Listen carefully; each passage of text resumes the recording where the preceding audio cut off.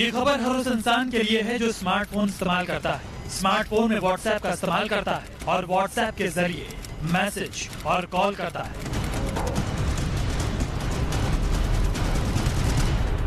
क्या आप भी व्हाट्सएप से मैसेज करते हैं? क्या आप भी व्हाट्सएप से ऑडियो या वीडियो कॉल करते हैं? आपकी पत्नी को भेजे गए मैसेज कोई पढ़ सकता है,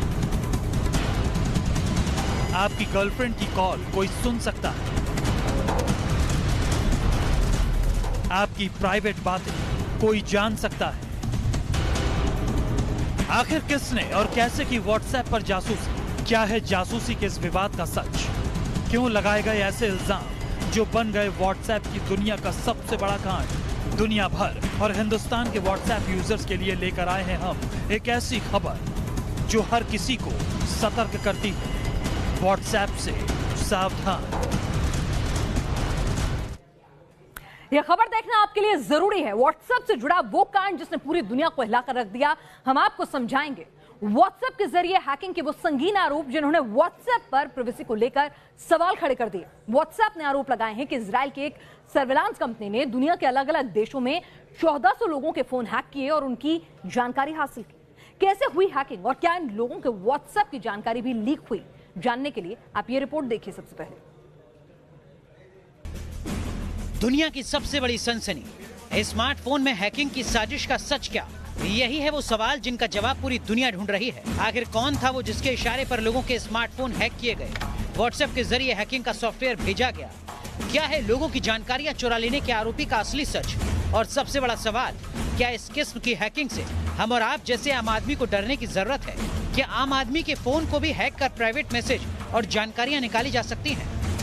व्हाट्सएप के जरिए लोगों के फोन में जासूसी की इस कहानी का आगाज व्हाट्सएप से ही होता है। व्हाट्सएप ने एक इजरायली कंपनी पर आरोप लगाए हैं। जिस कंपनी पर आरोप लगाए गए हैं उसका नाम है NSO।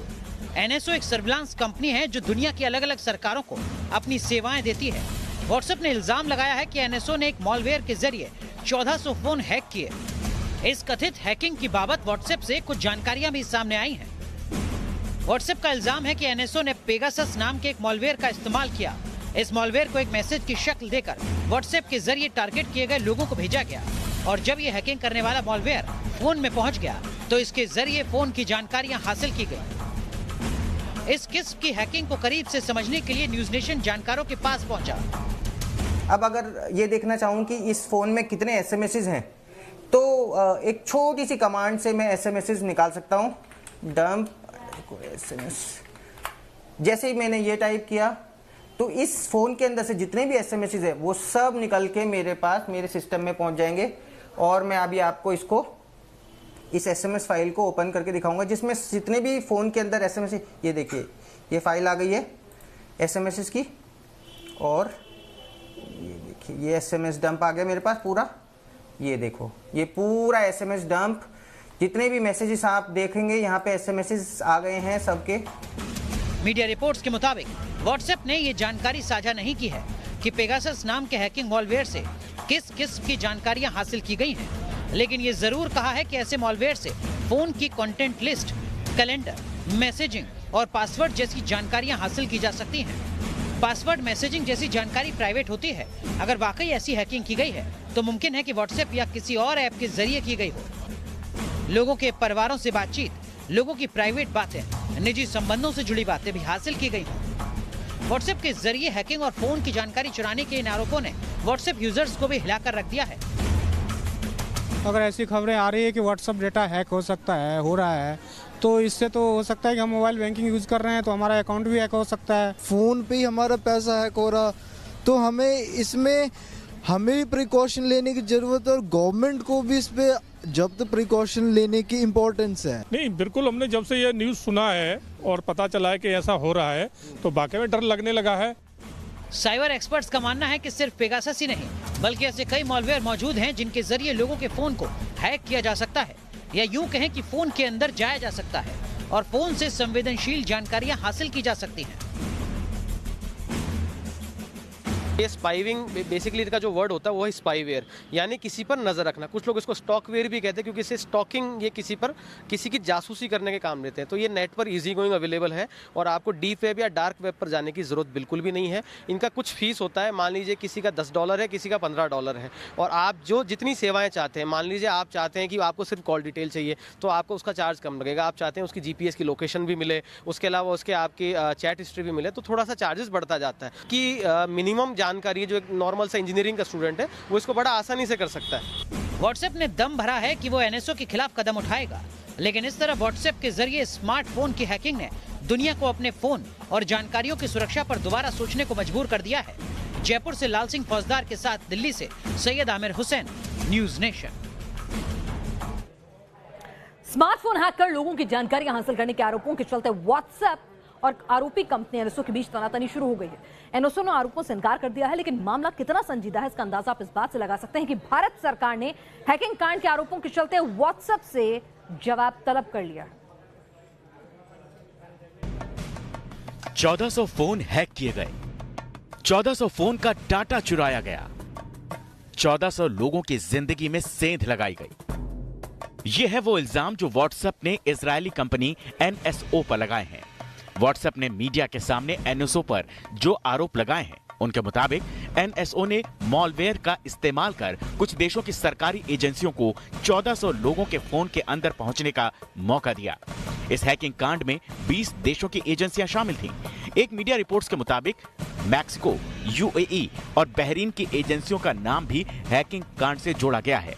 व्हाट्सएप ने एनएसओ पर जो आरोप लगाए हैं, उनके सामने आने के बाद कुछ सवाल उठे हैं। सवाल ये, अगर वाकई 1400 लोगों के फोन हैक किए गए तो इन 1400 लोगों के फोन से क्या जानकारियां हासिल हुई? क्या इन 1400 लोगों की निजी जिंदगी से जुड़ी बातें और जानकारियां निकाली गईं? क्या इन 1400 लोगों की पेशेवर जिंदगी से जुड़ी संवेदनशील जानकारियां हासिल की गईं? क्या इन 1400 लोगों के बैंक खातों और रुपए पैसे से जुड़ी जानकारियां हासिल की गईं? जवाब तभी सामने आएगा जब व्हाट्सएप दावे के मुताबिक अदालत पहुंचेगा और इस हैकिंग कांड की पूरी जांच होगी। व्हाट्सएप ने मीडिया के सामने बयान देकर इन तबकों की जानकारी भी दी है जिन्हें कथित तौर पर व्हाट्सएप के जरिए इस हैकिंग कांड से निशाना बनाया गया। आरोपों के मुताबिक एनएसओ ने राजनयिकों, राजनीतिक बागियों, पत्रकारों और वरिष्ठ सरकारी अफसरों के फोन हैक कर एजेंसियों को हैकिंग का मौका दिया। मीडिया रिपोर्ट्स में यह भी कहा गया है कि कुछ भारतीय पत्रकारों और मानवाधिकार कार्यकर्ताओं के फोन हैक किए गए। व्हाट्सएप ने जो आरोप लगाए वो संगीन है। जवाब में एनएसओ ने भी अपनी सफाई सामने रखी। एनएसओ की तरफ से जारी बयान में कहा गया, हम अपनी तकनीक का इस्तेमाल दुनिया की इंटेलिजेंस एजेंसियों की मदद के लिए करते हैं। इन तकनीकों के जरिए एजेंसियां संगठित अपराध और आतंकवाद से लड़ती हैं।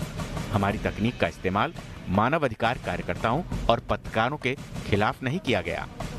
यह भी एक सच है कि दुनिया भर की इंटेलिजेंस एजेंसियां सर्विलांस का इस्तेमाल आतंक और अपराध के खिलाफ करती हैं। ये जो सोशल मीडिया है और ये व्हाट्सएप जो भी इलेक्ट्रॉनिक मीडिया है, इसके थ्रू जो इंफॉर्मेशन जो गैदरिंग है और ये साइबर एक्टिविटीज़ हैं, इनको कटेल करना पड़ेगा। और ये जो व्हाट्सएप ग्रुप है, फेसबुक है, इनके जो भी ओरिजिनेटर हैं, इनको चाहिएगा कि जो इन्फॉर्मेशन है इनके पास में ये लीक आउट नहीं हो, वरना तो एक बहुत डेंजरस है। ये एक तूफान समझ लो, एक वोल्केनो समझ लो, जो कि इन्फॉर्मेशन को कहीं भी फैला सकता है और उसका कोई भी गलत इस्तेमाल कर सकता है।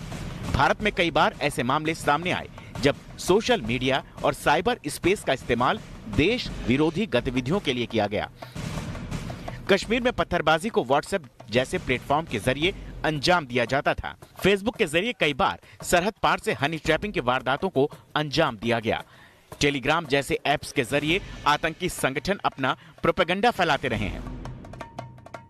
अभी सबसे ज़रूरी जो है सिक्योरिटी रिलेटेड इशू में एक इंसान को जो है और एक देश को उस देश के बारे में जानकारी होनी चाहिए। उस देश के बारे में जो सिस्टम है उसका कैसे फंक्शन करता है, उस सिस्टम में कहाँ कमियां हैं, वो मालूम करने की हर एक देश कोशिश करता है। सिक्योरिटी में कितनी स्ट्रांगनेस है उनकी, किस कमियां हैं तो कहाँ कमियां हैं, और जो देश अपोजिट जो देश हैं जो कि बेसिकली आपस में संबंध ठीक नहीं है, वो कमजोरियों का इस्तेमाल आसानी से कर सकता है। ये दलीलें एनएसओ को क्लीन चिट देने के लिए काफी नहीं है। क्योंकि इस किस्म की हैकिंग का इस्तेमाल आतंकवाद रोकने के साथ साथ ब्लैकमेलिंग के लिए भी किया जा सकता है।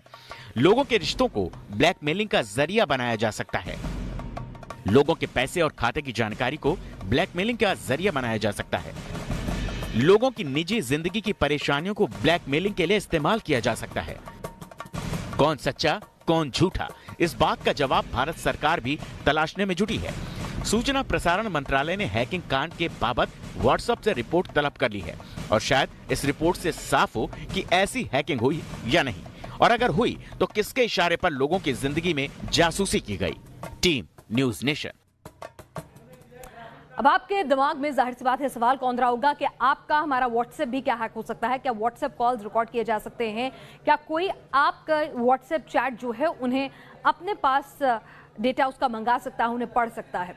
दरअसल व्हाट्सएप के जरिए मॉलवेयर भेजना या फिर हैकिंग करना ये सिर्फ एक तरीका है। इसके साथ ही साथ साइबर स्पेस में ऐसे कई मॉलवेयर मौजूद हैं जिनका इस्तेमाल फोन की हैकिंग या फिर फोन की जानकारियां चुराने के लिए किया जा सकता है। ज्यूस, स्पाई आई, आइस 9, सीटाडेल, कार्बर्प, बुगाट, ये कुछ ऐसे मालवेयर के नाम हैं जिनका इस्तेमाल लोगों की जानकारियां हैक करने के लिए किया गया। आज इनमें से कई मालवेयर से बचने के तरीके इजाद कर लिए गए हैं, लेकिन मालवेयर से हैकिंग का खतरा टला नहीं है। मालवेयर एक ऐसा सॉफ्टवेयर होता है जो धोखे से फोन या कंप्यूटर के अंदर पहुंचाया जाता है, कभी व्हाट्सएप पर मैसेज के जरिए तो कभी मेल में लिंक के जरिए। एक बार यूजर ने मैसेज या लिंक पर क्लिक किया नहीं कि मालवेयर फोन के अंदर पहुंच जाता है। फोन या कंप्यूटर के अंदर पहुंचते ही ये मालवेयर जानकारियां चुराने लगता है और वो जानकारियां होस्ट सर्वर पर भेज दी जाती हैं। ये जानकारी किसी भी किस्म की हो सकती है, आपके दोस्तों से आपकी बातें, पति पत्नी के बीच की बातें, या फिर आपके फोन में मौजूद वीडियो या फोटोज। मालवेयर फोन के जिस हिस्से में पहुंचेगा उसकी जानकारी हासिल कर लेगा।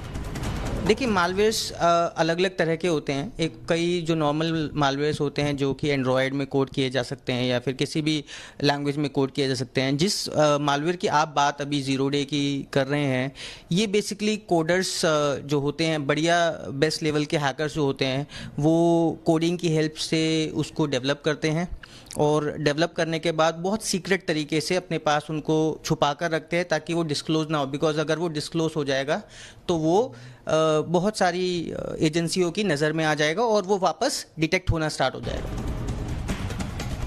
इतना ही नहीं, कुछ मालवेयर ऐसे होते हैं जो फोन की ब्राउजिंग हिस्ट्री यानी इंटरनेट इस्तेमाल होने के तरीके की जानकारी हासिल कर लेते हैं। अगर कोई यूजर पोर्न साइट देखता है तो वो कौन सी वेबसाइट देखता है, वेबसाइट पर कैसा कंटेंट देखता है, ये मालवेयर पता लगा लेता है। अगर कोई यूजर डेटिंग साइट्स पर रहता है तो वो किस किस्म की बातें करता है, किन लोगों से बातें करता है, ये भी मालवेयर पता कर लेता है। ऐसी निजी जानकारियां गलत हाथों में चली जाएं तो किसी इंसान की निजी जिंदगी तबाह हो सकती है। इसी वजह से जानकार मानते हैं कि फोन या कंप्यूटर में मौजूद डेटा की सुरक्षा बहुत जरूरी है। कि बचाव का सबसे मेन उपाय ये है कि ये जो ऐसे एप्लीकेशन है, ऐसे मॉलवेयर से, स्पाईवेयर से, ये जनरली रूटेड फ़ोन पे काम करते हैं। तो आप ध्यान रखें, एक तो कभी भी अपना फ़ोन रूट ना करें। आम व्यक्ति रूट नहीं करता, और अगर आप किसी को देंगे रूट करने के लिए तो उसको लगभग आधा से 1 घंटा लगेगा। तो एक तो अपने फ़ोन को किसी को इतने समय के लिए देना।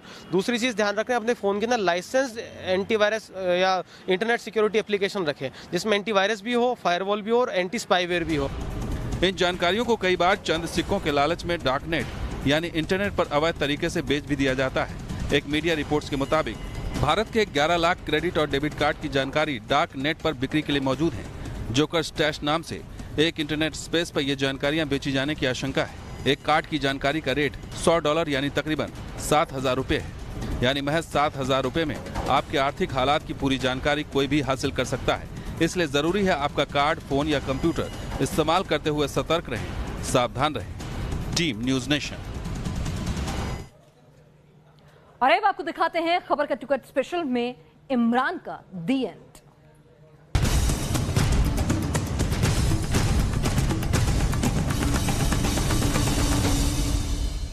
क्यों कहा जा रहा है कि इमरान का दी एंड होगा? इमरान सरकार को ललकारता मौलाना फजलुर रहमान इस्लामाबाद की दहलीज पर जा पहुंचा है और कहा जा रहा है कि शुक्रवार की सुबह फजलुर रहमान पूरे पाकिस्तान को अपनी ताकत दिखा देगा, यानी इस्लामाबाद में खुलेआम इमरान को बेनकाब कर देगा।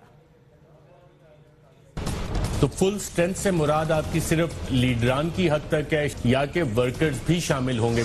देखिए, इंशाल्लाह वर्कर्स भी शामिल होंगे, मोबिलाइजेशन बिल्कुल है। मुनासिब जलसा हुआ है तो ज़ाहिर इस्लामाबाद में उससे बड़ा होगा। ये जो पीटीआई का क्लेम था कि हमारे अलावा कोई और जलसा नहीं कर सकता। ये है पाकिस्तान की सबसे बड़ी हेडलाइन, इस्लामाबाद पर मौलाना का आजादी मार्च। इस मार्च को कोई इमरान के सियासी ताबूत में आखिरी कील कह रहा है तो कोई उसे इमरान का दी एंड मान रहा है। पेशावर, रावलपिंडी, कराची, लाहौर से होते हुए मौलाना फजलुर रहमान का मार्च इस्लामाबाद की दहलीज तक पहुंच चुका है। लाहौर से इस्लामाबाद पहुंचने के बीच हर मंजिल पर मौलाना फजलुर रहमान ने अपनी ताकत का एहसास करा दिया है। बार बार इमरान को चुनौती देते मौलाना के लाखों समर्थक बता रहे हैं कि इस्लामाबाद में इमरान की मुश्किलें अब बढ़ती ही जाएंगी। माशी तौर पर दुनिया पहले से ज्यादा तफावत, नाइंसाफी और गुर्बत व नादारी में मुसलसल इजाफे का शिकार है।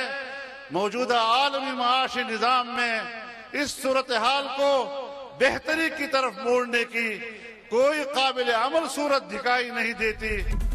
गुरुवार दोपहर इमरान के प्यादों ने एक चाल भी खेली। ये चाल थी शोलों से भरी। दरअसल गुरुवार सुबह पाकिस्तान में एक बड़ा ट्रेन हादसा हुआ। डेरा रहीम यार के लियाकतपुर में तेजग्राम एक्सप्रेस नाम की एक ट्रेन की 3 बोगियों में भीषण आग लग गई। ये ट्रेन कराची से रावलपिंडी जा रही थी। ट्रेन में हुए इस अग्निकांड की चपेट में आकर 65 लोगों की मौत हो गई और 100 से ज्यादा घायल हो गए। इंसानी मौत और मातम को इमरान के प्यादों ने मोहरा बना लिया। अफवाह फैला दी गई कि ट्रेन हादसे के चलते मौलाना फजलुर रहमान ने अपना मार्च रद्द कर दिया है। अफवाह में यह भी कहा गया कि फजलुर रहमान इस्लामाबाद के अंदर नहीं आएगा। अफवाह का मकसद साफ था, मौलाना के कैंप में कंफ्यूजन फैलाया जाए और किसी भी कीमत पर मौलाना फजलुर रहमान को इस्लामाबाद पहुंचने से रोका जाए। दरअसल इमरान खान को भी पता है कि अगर मौलाना फजलुर रहमान का मार्च इस्लामाबाद पहुंचा तो पाकिस्तानी आवाम के सामने इमरान की नाकामियां जाहिर हो जाएंगी। निश्चित रूप से ये जो रिजेंटमेंट है, ये जो असंतोष भड़का है, ये उनकी आर्थिक नीतियों को लेकर के वो इकोनॉमी को संभाल नहीं पा रहे हैं। और अंतर्राष्ट्रीय कूटनीति के मामलों में इवन अरब देश जो मुस्लिम देश है, इस्लामिक कंट्री हैं, वो पाकिस्तान के साथ आज खड़ी नहीं है।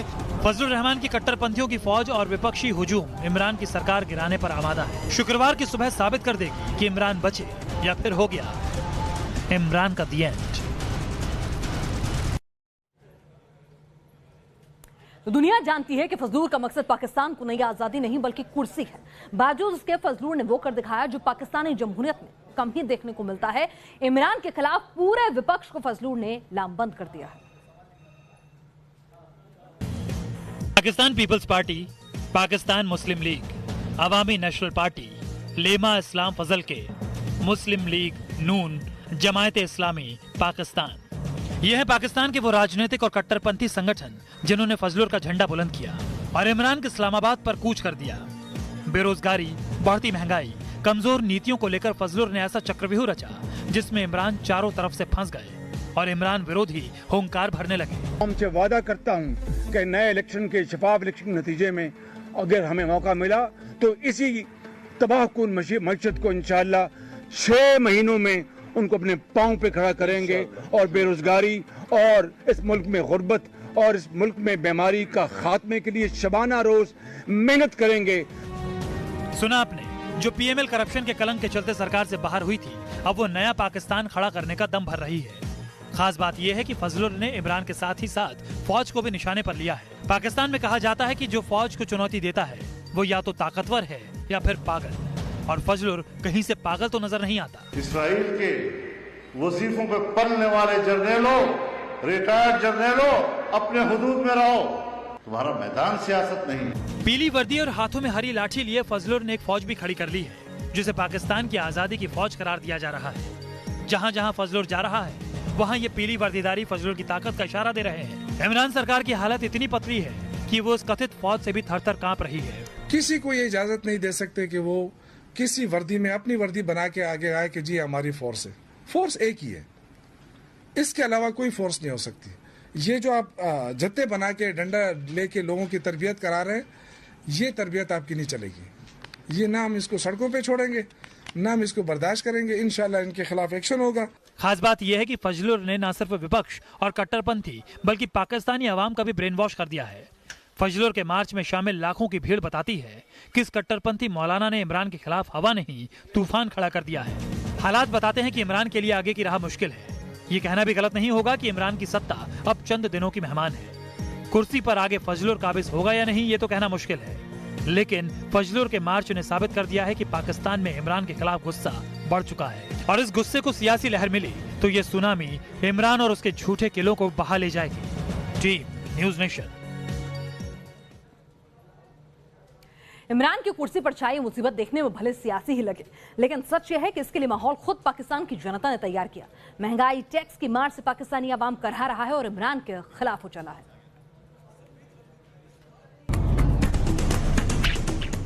कराची की गलियों में कोहराम है। इन्हें सानू आख्या सी मैं कर्जा नहीं लूंगा। लाहौर की गलियां लानत भेज रही है। मैं पहले पीटीआई का सपोर्टर था, अब नहीं हूं भाईजान। मैं ये कहता हूं कि मैं पुराना पाकिस्तान ही दे दो। इस्लामाबाद की गलियां सुलग रही हैं। इसने भी किया, सब ने किया। मेरा दिल करता मैं तेनों कुट्टा तो नहीं तारीफ करना है। सिंहासन खाली करो कि जनता आती है। या अल्लाह या इन्हें कंजरां नूं मार दे, ये सानू मार दे। इमरान खान के सिर से बाजवा का हाथ उठ चुका है। चारों तरफ से विपक्षी और विरोधी घेरे खड़े हैं और पैरों के नीचे की जमीन जनता खींच लेने पर आमादा है। इमरान को डर है कि अगर सभी विपक्षी पार्टियों ने मिलकर सरकार के खिलाफ मोर्चा निकाला तो जनता लाखों नहीं करोड़ों की तादाद में सड़कों पर न निकल आए, क्योंकि पाकिस्तान की जनता बेहद गुस्से में है। 50% महंगा हुआ है। परसों हड़ताल की हुई थी, हम उसके अंदर खुद एहतजाज में शामिल हुए थे। जो एक चीज 100 पीटीआई के सपोर्टर है। मैं पहले पीटीआई का सपोर्टर था, अब नहीं हूं भाईजान। मैं ये कहता हूं कि मैं पुराना पाकिस्तान ही दे दो। लोग पुराना पाकिस्तान मांग रहे हैं। इमरान से भरोसा उठ चुका है। Go back Imran.